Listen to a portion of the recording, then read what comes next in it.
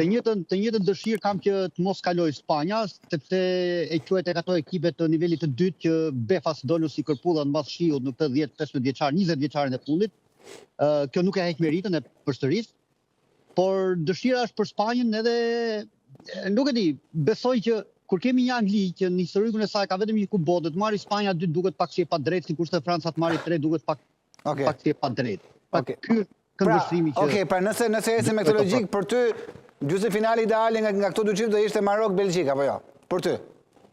Absolut. Okej. Kalojmë pasaj të dy tjerat. Norvegji-Angli. Tani këtu dua një analizë sepse Norvegjia me Haalandin Timi, unë besoj që Anglia kalon. Edhe për dëshirë të kaloj Anglia, jo se nuk e dua Norvegjin, ma të nëse dhe ishte ndeshje pa shkuar të Kupe Botës, Norvegji-Angli do më shtesja më tepër Norvegjin, se më pëlqejnë pak to. Por e keqja është që Norvegjia nuk të jep një garanci të madhe që e merr Kupën e Botës. Anglia do të thuash ti nuk e jep. Po të paktën më shumë se Norvegjia edhe po. Pra nëse del Anglia me Francën apo me Spanjën, ka më shumë shanse që të fitojë Anglia se sa po dalë Norvegjia me Spanjën ose me Francën. Pra ky është dallim që bëj unë dhe të motivoj kupat e Spanjës ose Franca. Po them del Anglia. Okej, pastaj është Argjentinë-Zvicër. Unë nuk e përjashtoj Befasin.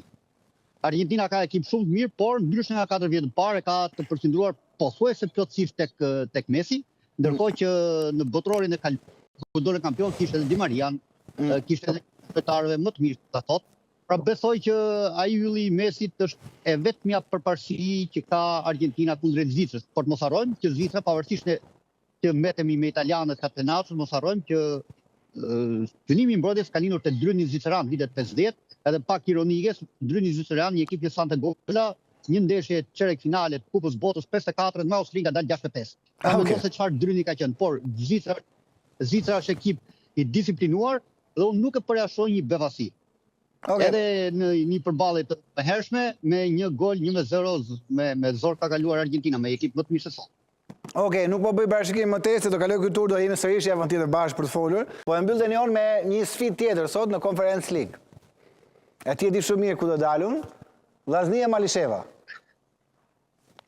Shiko, unë e di që luajnë 2 skuadra të Shqipërisë, për dikë tjetër mund të jetë Malisheva, për mua Vllaznia Shkodrës me çdo që të luaj, besoj shumë që meriton një mbështetje më të madhe se Malisheva. Sepse është më shumë se sa krenari, është pikë qëndrim. Jo, nuk e kisha në aspekte sportive, e kisha tek fakti që ti do thoje që duhet bëjmë një që mos kemi këto sfida, mos kemi.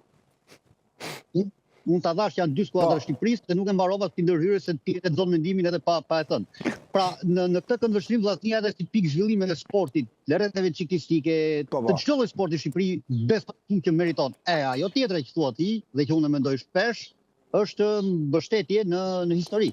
Unë nuk mund të them që kemi një shtet tjetër, ne e kemi se kemi që bëjmë, por ajo është pjesë e Shqipërisë. Ata mund të bëjnë parandori timi, ata mund ta pushtojnë Shqipërinë, por ata dashur vetë një pjesë e Shqipërisë, një krahinë jashtëzakonisht e rëndësishme e Shqipërisë bashkë me Çamrin.